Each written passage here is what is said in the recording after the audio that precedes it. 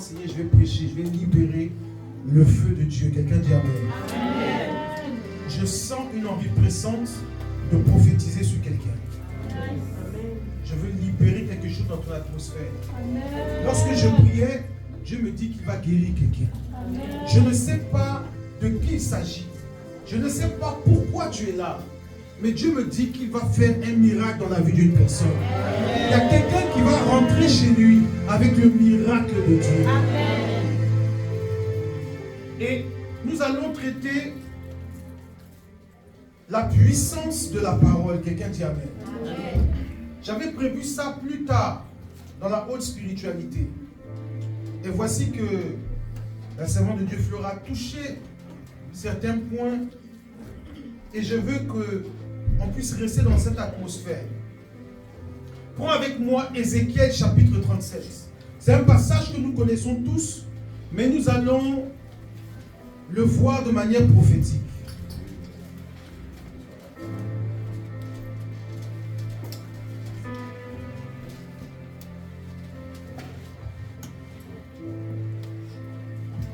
Ézéchiel chapitre 37, à partir du verset 1er. On se tient debout pour écouter la parole de Dieu. Ézéchiel 37, verset 1. La main de l'Éternel fut sur moi. La main de l'Éternel fut sur moi. Et l'Éternel me transporta en esprit. L'Éternel me transporta en esprit. Et me déposa dans le milieu d'une vallée remplie d'ossements. Oui.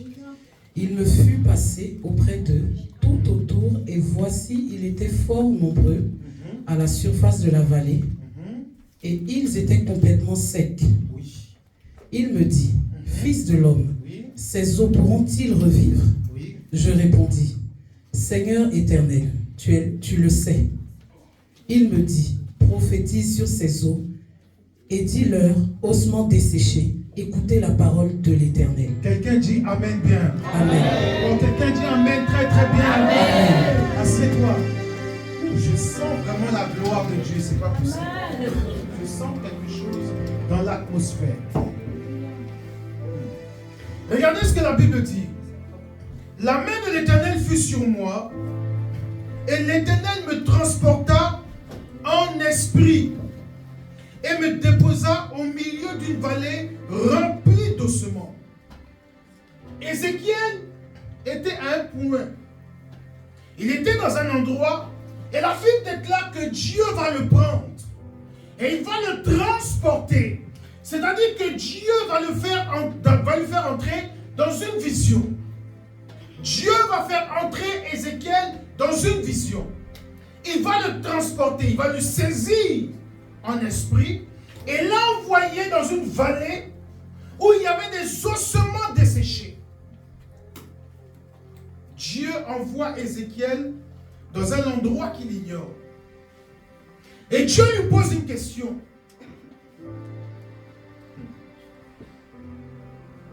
Il dit, Fils de l'homme, ces eaux pourront-ils revivre? Je répondis, Seigneur, tu le sais. C'est quelque chose d'impossible à l'homme. On ne parle pas d'un cadavre, quelqu'un qui vient de mourir il y a quelques heures ou quelques jours. On parle des ossements desséchés. Une situation qui existe depuis des années.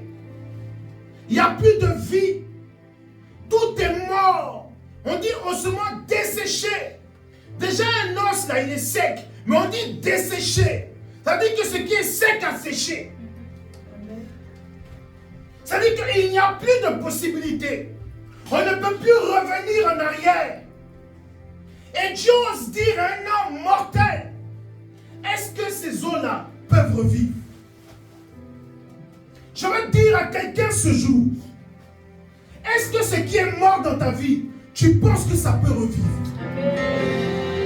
Est-ce que tu penses que ce que tu appelles perdu, ce que tu appelles irrécupérable, ce que tu appelles impossible, ce que tu appelles mort, Dieu pose la question à quelqu'un de manière prophétique en ce jour.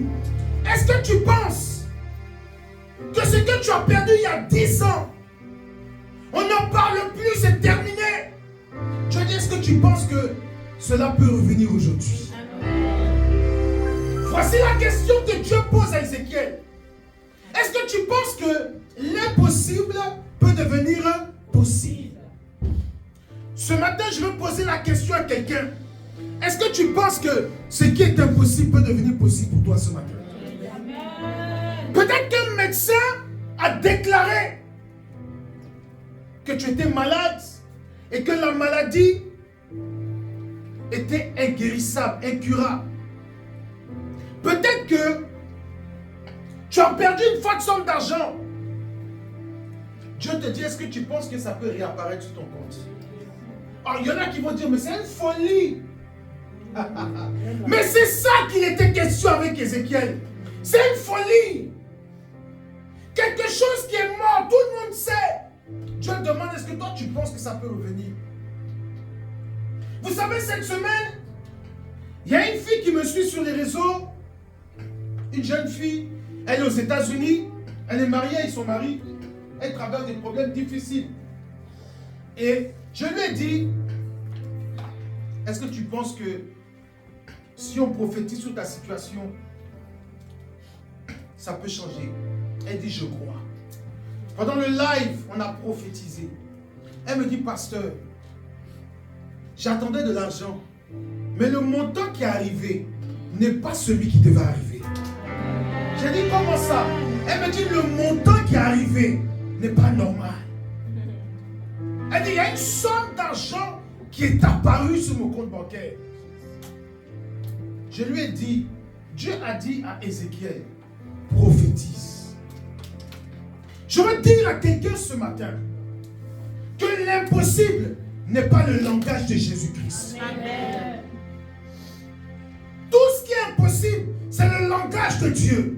Dieu aime l'impossible pour le rendre possible. Ézéchiel ouvre les yeux et il constate que le chaos est là. Dieu lui dit, prophétise maintenant sur ces eaux.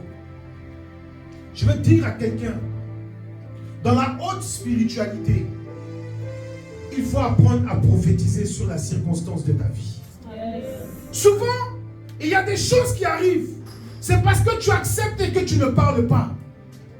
Il y a des hommes qui se sont levés, des féticheurs, des marabouts, des sorciers, des mystiques, qui ont dit que tant que moi je vis, telle personne n'aura pas la joie, ou telle personne n'aura pas la santé, ou telle personne n'aura pas ceci ou cela. Ok, lui il a fait son travail, lui il a dit ce qu'il avait à dire, mais toi qu'est-ce que tu as dit? Écoutez, Dieu n'a pas prophétisé sur les eaux, mais Dieu dit à son prophète, prophétise et dis-leur, ossements desséchés, écoutez la voix de l'Éternel. C'est pas Dieu qui parle, mais Dieu veut parler au travers de quelqu'un aujourd'hui. Dieu n'a plus le droit de parler parce qu'il t'a donné le pouvoir de parler. Oh, quelqu'un ne va pas dire amen, je parle. La maladie est là. Le médecin a constaté la maladie. Oui, la maladie existe. Mais Dieu ce matin te donne le décret d'annoncer que la maladie est annulée. Amen. Tu dois prophétiser au nom de l'Éternel des armées. Arrête de te taire. Arrête d'accepter la pauvreté. Arrête d'accepter la souffrance. Arrête d'accepter la tristesse. Arrête d'accepter la maladie. Il est temps que tu te lèves et que tu prophétises. Dis à la situation, elle a trop duré. Parle à la situation. Regardez Ézéchiel se retrouve dans une vallée. Et Dieu lui dit, prophétise et dis aux ossements, ainsi parle l'Éternel. Ossements desséchés, entendez la voix de l'Éternel. Je me suis posé la question quand je méditais. J'ai dit donc les eaux peuvent entendre. Yes. Aïe aïe aïe. Dieu me dit qu'il y a la vie même dans les eaux. Quelqu'un m'a pas dit amen. Ah, écoute-moi, je recommence. Les eaux, ce qui est sec, ce qui n'a pas la possibilité de se régénérer, Dieu dit qu'il y a un esprit dedans. Il y a la vie dedans. Et si tu parles, même à la mort peut réagir. Amen. Il dit, parle aux eaux. Tu vas voir, ils vont entendre. Donc, c'est-à-dire qu'il n'y a aucune situation qui est sourde. Toute situation a la capacité de changer. Mais il faut que tu oses parler à la situation pour qu'elle puisse changer. Lazare était mort. Jésus arrive. Il dit, où l'avez-vous mis? On dit, chef, ça fait 4 jours qu'il est dans le sépulcre. Il dit, roulez-moi la pierre. Jésus regarde en direction de Lazare et il dit, Lazare, sors. La Bible dit que Lazare a entendu. Quand un enfant de Dieu parle au nom de l'Éternel, la situation est obligée d'entendre. Amen. Souvent tu dis, je déclare. Non, j'ai compris que il y a l'onction prophétique qui agit avec l'autorisation de l'Éternel. Dieu est le propriétaire de l'onction. Il dit, si tu prophétises, ne prophétise pas en ton nom, mais parle en mon nom. J'ai dit ce matin, tu dois prophétiser au nom de l'Éternel. Tu dois dire, moi, Rachel Kwame, je déclare, fille du Très-Haut, ainsi par le Dieu qui m'a établi.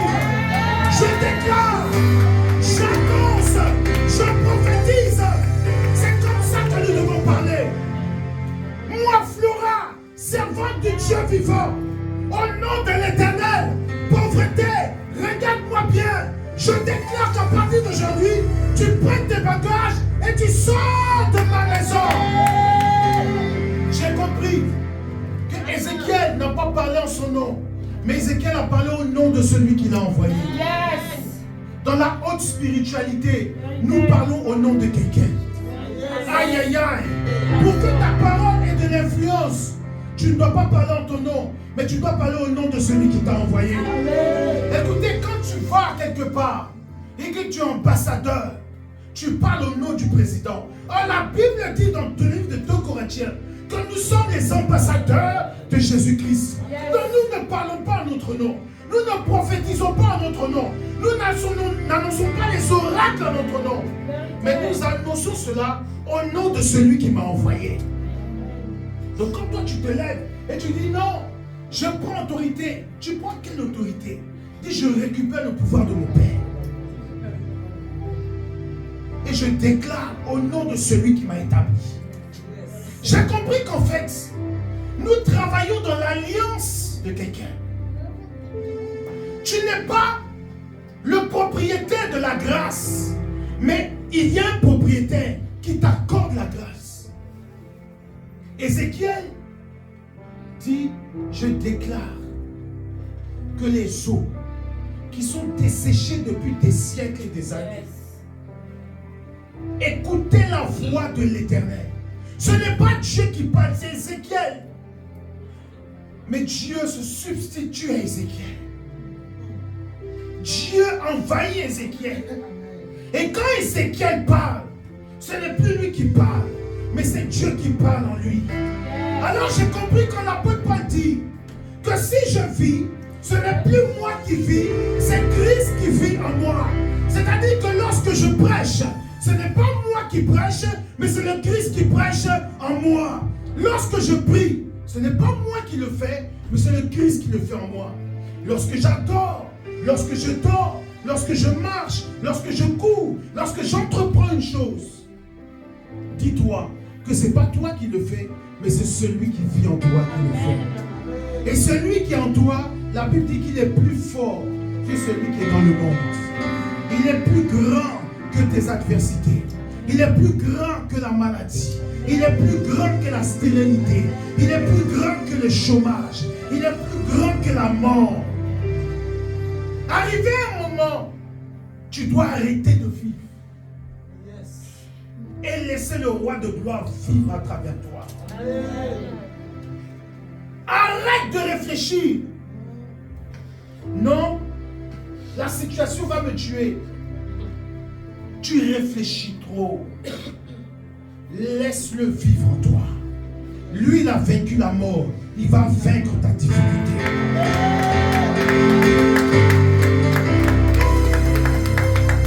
Laisse-le vivre en toi. Arrête de regarder ton compte bancaire pour dire que je ne vais pas m'en sortir. Arrête de regarder ta misère pour dire que je ne vais pas m'en sortir. C'est normal parce que tu réfléchis par toi-même. C'est normal parce que tu regardes par toi-même.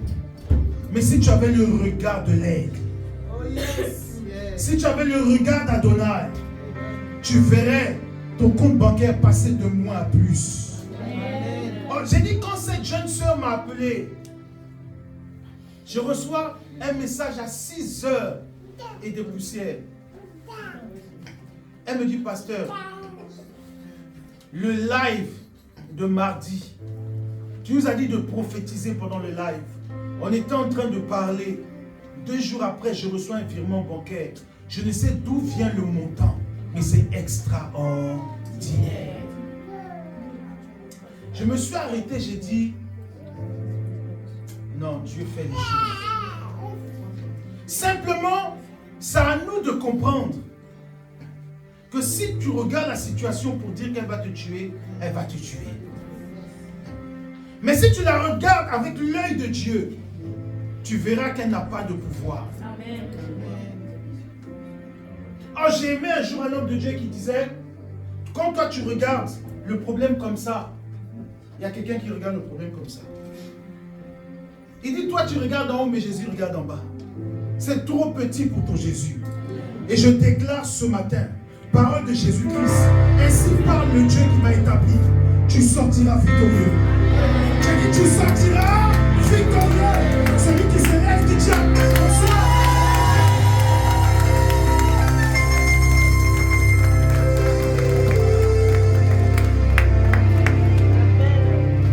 Tu as des problèmes de santé. Tu as des problèmes d'argent. Tu as des problèmes dans ta famille. Dieu dit, prophétise.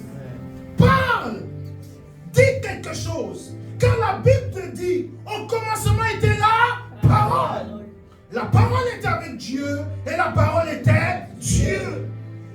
Lorsqu'un enfant de Dieu parle, il déclare Dieu à l'existence. Quand un chrétien prie, il annonce Dieu en mouvement. Quand tu pries et tu dis, je déclare le travail cette semaine, tu obliges Dieu à sortir et à opérer dans le cœur de quelqu'un qui doit t'embaucher. Et lorsque le gars te voit, lorsque la dame te voit, lorsque le monsieur de l'entretien te voit, malgré le nombre de candidats, lorsqu'il te voit, la parole que tu as annoncée dans ta chambre est en train de le bouleverser. La Bible dit qu'il incline le cœur des rois. Il y a des gens que tu vas croiser qui vont accepter ce que tu vas dire, pas parce que tu es bon, mais parce qu'au préalable tu auras ordonné. Et la situation va se mettre en mouvement. Je prophétise à tous ceux qui ont un problème de travail. Cette semaine, tu auras un bon travail. Celui qui dit Amen, ça se réalise.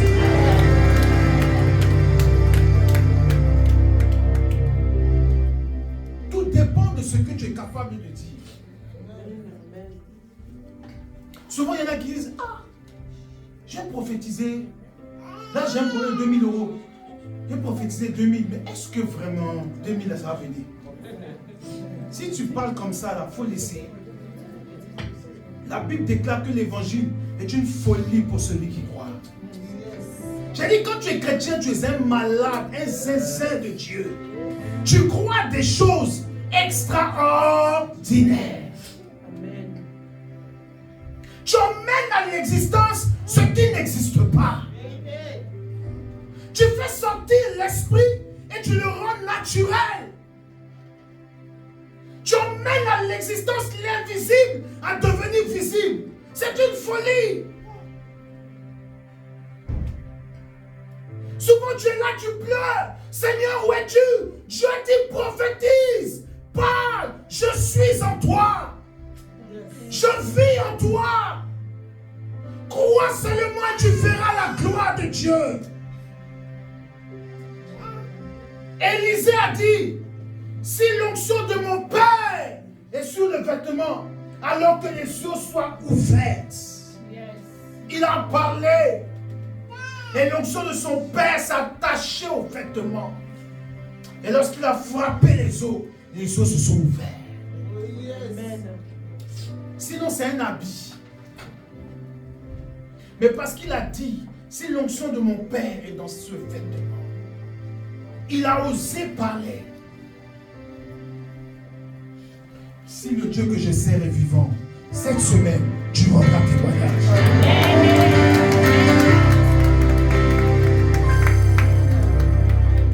Nous sommes à l'heure où Dieu doit parler. Le monde nous regarde. Les sorciers se lèvent la nuit, ils s'envolent et ils viennent saccager, détruire la vie des enfants de Dieu. Mais je prophétise, si dans ta famille, quelqu'un a osé rentrer dans ton atmosphère, il mourra cette nuit au nom de Jésus. Donc quelqu'un n'a pas dit amen bien.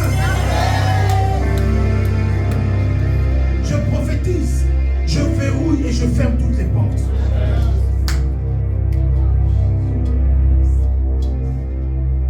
Pourquoi est-ce que nous n'osons pas prophétiser? J'ai compris quand j'ai lu ce passage, ce qu'on s'est tué devant beaucoup de situations.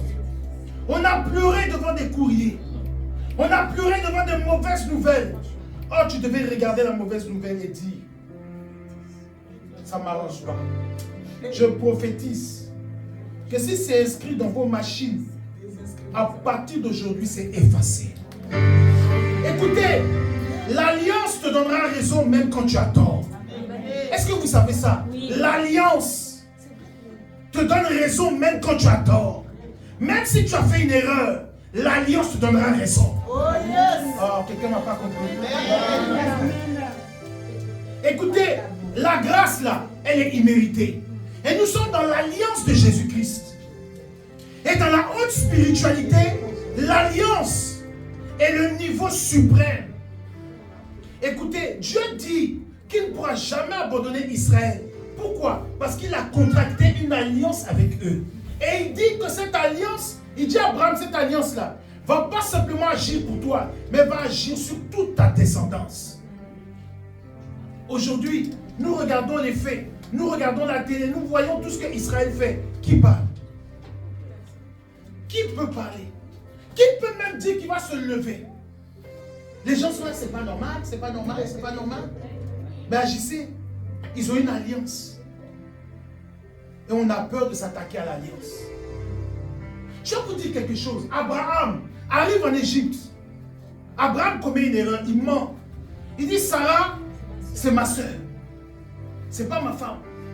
Il ment. Mais regardez, le roi, comment ça s'appelle, Pharaon, prend la femme d'Abraham. Et pendant la nuit, qu'est-ce que Dieu dit à Pharaon? Il dit, hé, ne la touche pas. C'est la femme de qui? De mon prophète. Rends-lui son épouse. Pharaon se réveille en pleine nuit. Il est troublé. Il va voir Abraham, il dit, mais qu'est-ce que tu as fait? Pourquoi tu m'as mis dans les problèmes? Mais c'est lui qui a menti ou pas? Est-ce que Pharaon a fait une erreur? Non. La Bible déclare que même lui, il a envoyé des gens pour payer quoi? La dot. La Bible dit qu'il a envoyé des présents. Il a donné quelque chose. Il n'a pas volé la fille. Mais pendant la nuit, Dieu donne raison au prophète. Quand Dieu est avec toi, même si tu as tort, Dieu te donnera raison. Oh, quelqu'un m'a pas dit amen bien.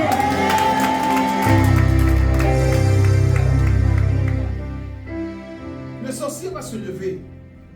Même si une porte a été ouverte, par erreur, par inadvertance, mais la grâce va refermer la porte pour toi. C'est ça la haute spiritualité.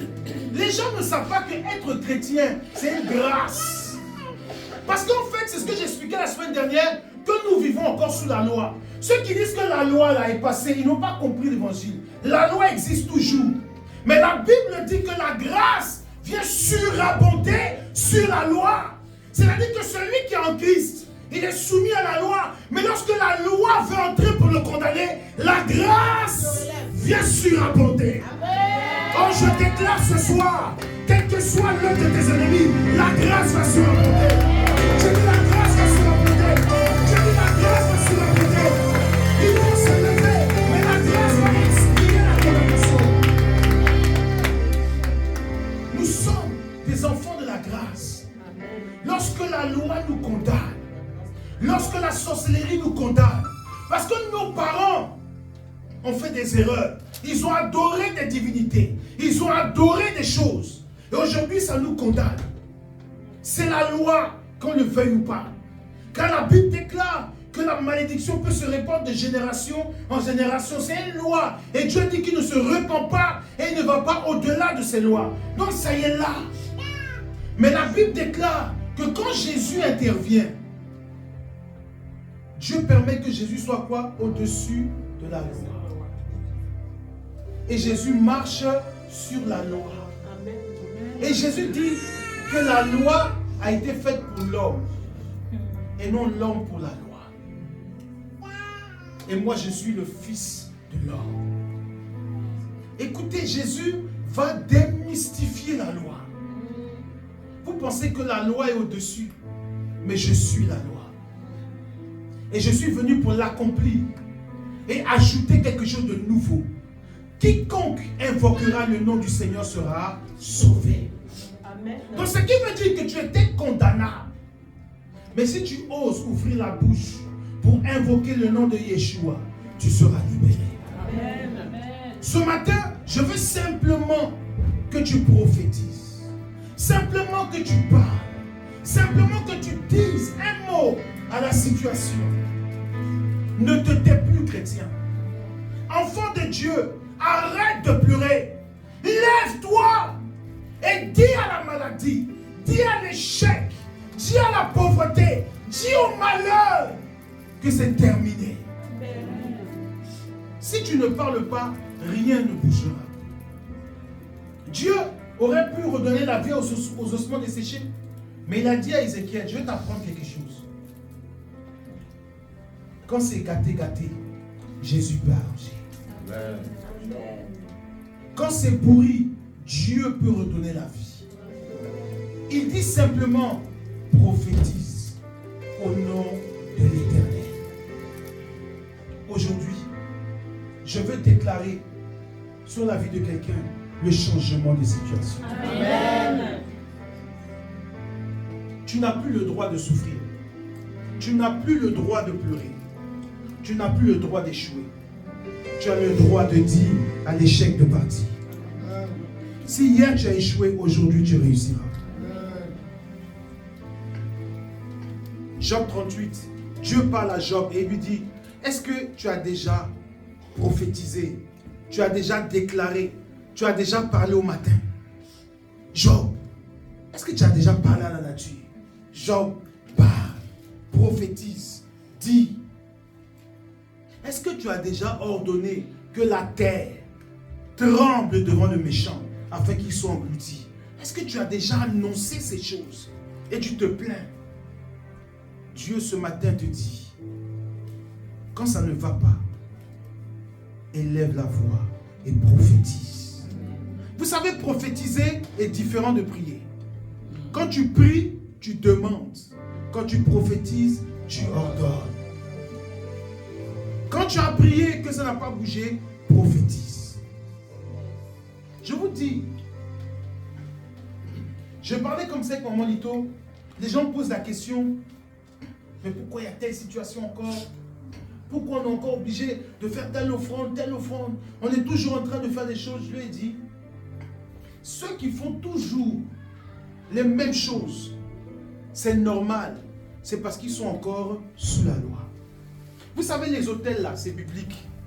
Mais c'est encore la loi. Et la loi s'applique à tous les êtres humains. Que tu sois païen comme chrétien, tu es sous la loi. Est-ce que quelqu'un me comprend? Je vais parler. Amen. Donc, c'est-à-dire que tu peux faire un autel pour être délivré de la stérilité.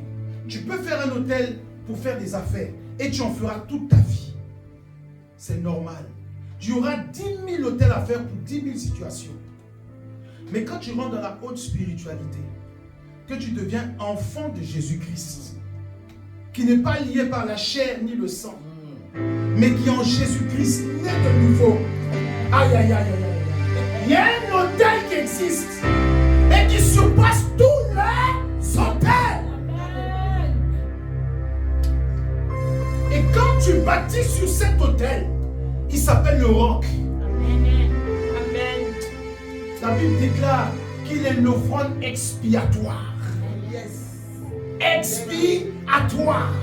Lui, Jésus, il est l'autel expiatoire. Donc j'ai compris que c'est ceux qui ne sont pas en Jésus-Christ qui sont en train de bâtir des milliers d'autels. Écoutez-moi bien. Ils sont en train de bâtir. Pourquoi? Parce qu'en fait, ils ne sont pas en Jésus-Christ. Donc c'est tout à fait normal qu'il y a des gens, quand ils viennent à l'église, on leur demande de bâtir un autel. C'est biblique. Parce que eux là, ils ne sont pas Jésus-Christ. Donc eux, il leur faut un autel. Amen. Quelqu'un ne m'a pas compris. Amen. Il y a des gens qui viennent à l'église. Pasteur, prie pour moi. Je vais avoir du travail. Mais il n'est pas chrétien.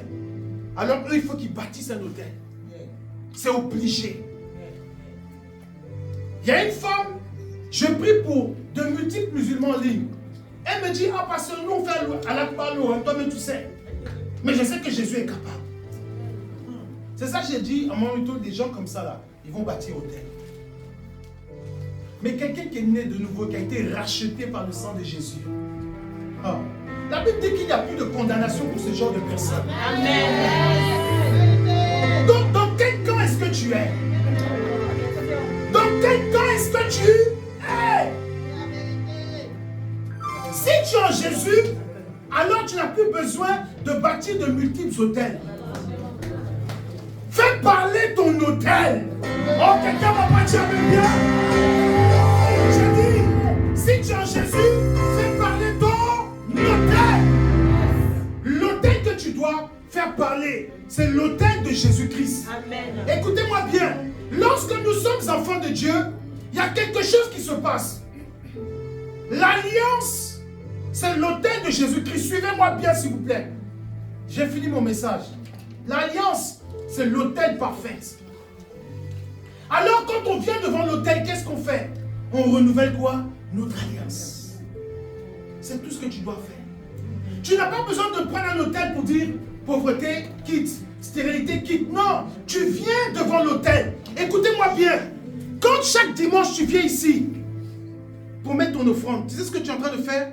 Tu renouvelles ton autel. Est-ce que vous savez que l'offrande c'est un autel? Donc quand tu fais ça tous les dimanches, qu'est-ce que tu fais? Tu renouvelles. Tu bénis Dieu pour l'autel parfait qui est Jésus-Christ. Et sur cet autel, tu dis Seigneur, que tout soit résolu. C'est tout. Mais je veux bien comprendre que beaucoup de personnes ne sont pas en Jésus-Christ. Alors, il est tout à fait normal qu'on fasse de multiples hôtels. Quand Dieu dit de bâtir un hôtel, c'est parce que tu n'es pas encore en Jésus-Christ. Écoutez-moi très bien. Une personne qui est enracinée, il y a des choses qu'elle ne fait plus. La Bible dit que l'obéissance vaut mieux que quoi? Le sacrifice. Si tu obéis à Dieu, pourquoi Dieu va te dire de faire un hôtel? Non, de vous à moi. Si tu as été obéissant, ton obéissance parle. Mais c'est quand tu vis une vie désordonnée là. Tu as un pied dedans, un pied dehors. Quand tu vas venir, on te dit hôtel. Parce que toi là, tu es dans le sacrifice. Est-ce que quelqu'un comprend ce que je suis en train de dire? Tu n'es pas un vrai chrétien. Toi, tu viens de temps en temps à l'église. Quand ça te plaît, tu écoutes la parole de Dieu quand ça te plaît. Tu pries quand ça te plaît. Tu jeûnes quand ça te plaît. Tu adores Dieu quand ça te plaît. Donc, tu vas faire des offrandes. Tu vas faire des sacrifices. Mais quand tu es un véritable adorateur, tu rentres dans la chambre de Dieu. Tu causes avec Dieu et tu ressors avec ton miracle. Amen. Aïe, aïe, aïe. Amen, amen. Aïe, aïe, aïe. Tu peux prophétiser et on va t'écouter. Écoutez, pourquoi il y a certains quand ils parlent, l'esprit obéit, et il y a d'autres quand ils parlent, l'esprit n'obéit pas. Alléluia. Amen. Regardez un peu l'histoire des 7 fils de Sheba. Ils ont dit, nous aussi, on va faire comme Paul. On va chasser quoi? Les esprits. Amen. Qu'est-ce qui s'est passé? Ils ont dit, au nom de Jésus que Paul prêche, démons sortaient. Qu'est-ce que les démons ont dit? Les démons ont dit quoi? Nous connaissons Paul et nous connaissons Jésus. Mais vous, qui vous êtes? Vous là, qui vous êtes? Donc ce qui veut dire que tout le monde peut prier. Ce qui veut dire que tout le monde peut chasser un démon. Mais ce qui veut dire aussi que les démons ne sont pas obligés d'obéir à tout le monde. Parce que quand ils ont dit au nom de Jésus, le démon s'est réveillé. Mais le démon regarde et dit, mais toi tu n'es pas enfant de Dieu. Toi-même, hier on était dans le show ensemble. Tu veux me chasser. La Bible dit que les démons les ont quoi? Défigurés. Est-ce que quelqu'un me comprend? Ce qui veut dire que dans la loi, il y a des mentions que l'esprit respecte. Dans la haute spiritualité, il faut que les esprits te reconnaissent comme étant une autorité. Toi, tu ne peux pas te lever, tu fumes, tu bois, tu te drogues, tu vis l'adultère, l'impudicité, tu connais toutes les prostituées de Bois de Boulogne, tu veux chasser l'esprit. Si tu veux la guérison, toi, tu vas payer un sacrifice. Si tu veux que Dieu t'entende, tu vas faire une offrande. Mais Dieu dit qu'il fait grâce à ses enfants. Amen. Je veux que tu comprennes la haute spiritualité. Il y a des règles à respecter. La semaine prochaine, je vais traiter l'enseignement que j'ai mis en place. C'est l'alliance. Il y en a, ils ignorent que même dans l'alliance, il y a des interdits. Dans l'alliance, il y a des interdits. Qui connaît ici ces interdits? Qui sait ce qu'il a le droit de faire ou pas? Vous savez que... Prophète Christian, lève-toi. Elle, c'est une servante de Dieu ou pas? Hein? Ma fille, lève-toi. Elle, c'est une servante de Dieu? Hein? Non, non, à l'heure actuelle. C'est pas encore... Grâce, c'est pas une servante de Dieu. Amen? Ok, venez toutes les deux devant. Vous allez comprendre. Amen. Maintenant, voilà, mettez-vous bien devant la caméra, on va vous voir. Voilà. Si grâce, si un jour vous verrez grâce dans la rue, ça n'arrivera pas. Mais je dis comme ça. Si vous voyez grâce fumer dans la rue, qu'est-ce que vous allez faire? Vous allez dire grâce. Mais c'est pas bien. Tu vas à l'église. C'est vrai ou faux? Maintenant, si elle, vous la voyez, vous allez dire quoi? Hein? Vous allez dire quoi? Sacrilège. Maintenant, pourquoi vous dites ça? Parce qu'elle, elle est servante de Dieu. Donc, ça veut dire que son alliance à elle est différente de elle. Donc, ça veut dire que elle, son interdit n'est pas son interdit à elle. Dieu, elle, si elle fait une bêtise, Dieu va lui faire grâce. Il va dire, relève-toi ma fille, tu n'as pas encore compris qui est Dieu. Mais elle, Dieu va la frapper automatiquement. Pourquoi? Parce qu'en fait, elle est rentrée dans les principes sacerdotaux. Donc ça dit que l'alliance qu'elle dégage est différente d'elle. Est-ce que vous comprenez? Ça veut dire qu'elle ne pourra jamais se comparer à elle.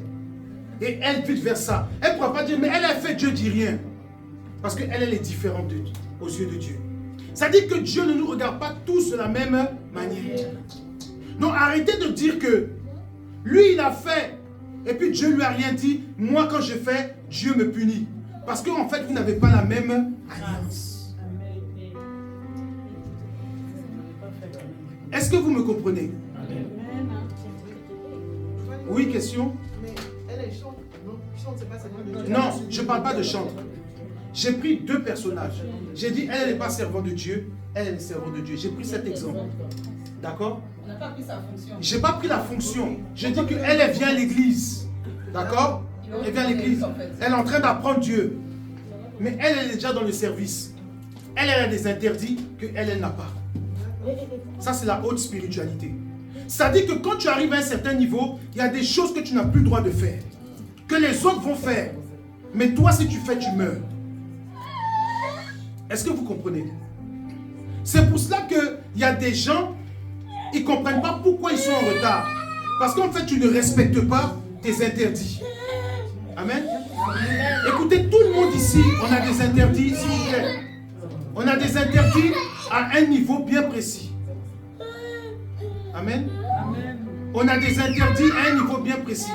Et cet interdit-là, chacun doit les connaître. La semaine prochaine, je vais parler des interdits de l'alliance. Est-ce que vous savez que même Jésus, quand il est venu sur terre, il avait des interdits? Non, dis non, les interdits, c'est dans l'Ancien Testament, c'était avant. Même Jésus l'avait. Qui peut me dire c'était quoi l'interdit de Jésus? Enseigne-nous, papa. Écoutez, Jésus n'avait pas le droit de révéler quoi? Son identité. Parce que s'il révélait son identité, il était en train de faire échouer ce pourquoi il était arrivé. Jésus n'a jamais dit qu'il était Dieu ou fils de Dieu. Il a toujours parlé en parabole. Sa divinité devait être cachée. Parce qu'un temps allait arriver où il dit que vous allez connaître, vous allez savoir. Mais pour l'instant, vous ne connaissez pas. Ça veut dire que dans la haute spiritualité, il y a des choses qui sont cachées, mais qui un jour seront quoi? Révélées. Donc quand toi tu viens à l'église, ne regarde pas l'autre pour dire que non, lui il a divorcé, donc moi aussi, toi tu vas mourir dans le divorce. Parce qu'en fait, ce que toi tu ignores, tu ne sais pas qu'est-ce qui s'est passé dans sa vie pour qu'il arrive là. Mais on ne dit pas comme lui il a fait, c'est qu'on a le droit. Non. Peut-être que Dieu lui a permis. C'est son alliance. Mais toi ne rentre pas dans son alliance. Pour dire que comme il a fait moi aussi. Dans la haute spiritualité, chacun a son couloir. Quelqu'un ne m'a pas dit amen. Amen. C'est vrai, chacun a son couloir. On n'a pas tous les mêmes épreuves. On n'a pas tous les mêmes combats. Son erreur doit te servir quoi? De témoignage. Elle a fait une erreur, elle a un passé. Alors, je prends appui. Quand on lit la Bible, on regarde la vie des personnages. Et ça nous sert quoi? De témoignage. C'est tout. Donc les interdits là, ça existe. Et dans l'alliance, il y a des choses que tu n'as pas le droit de faire. Samson n'avait pas le droit de se raser les cheveux. Il y a même dans la Bible, le peuple d'Israël n'avait pas le droit de marier des femmes étrangères. S'il mariait des femmes étrangères, il perdait l'alliance. Il y a des gens, Dieu a dit à Abraham, lorsqu'il a contracté l'alliance, tous les enfants de 8 jours devront être quoi? Circoncis. C'est-à-dire, allez-y vous asseoir, merci. Que Dieu vous bénisse. Ce qui veut dire que si tu n'es pas circoncis, Dieu n'est pas avec toi. Est-ce que vous réalisez juste ça? Dieu dit que je serai avec vous aussi longtemps que vos premiers-nés, vos enfants de 8 jours seront quoi? Circoncis. Donc c'est-à-dire que si tu n'es pas circoncis, je ne suis pas avec toi. Voilà pourquoi Dieu a voulu tuer Moïse. Est-ce que vous connaissez le passage où la Bible dit que Dieu voulait tuer Moïse? Pourquoi? Parce qu'en fait, l'enfant qu'il avait avec lui n'était pas circoncis. Et donc lui, il s'en va accomplir la volonté de Dieu avec un incirconcis. Ça dit que l'enfant lui-même n'est pas dans l'alliance de son père, mais le père veut le prendre pour le faire entrer. Dieu dit, aïe, là, tu vas mourir. Et il a fallu que Séphora, la nuit, se réveille, coupe le prépuce de l'enfant. Et la Bible dit que l'Éternel le quitta. Dieu n'est pas au-dessus de ses lois. Si tu ne connais pas comment servir Dieu, ne rentre pas dans les choses de Dieu. Il y a des gens qui ont tout perdu. Ah, mais moi, depuis que je sers Dieu, ça ne va pas dans ma vie. Mais tu fumes, tu bois, tu vas en soirée et tu prends Bible pour te promener, tu fais évangélisation. Mais est-ce que tu sais que en faisant le contraire de ce que dit la parole, toi-même tu condamnes, tu te condamnes?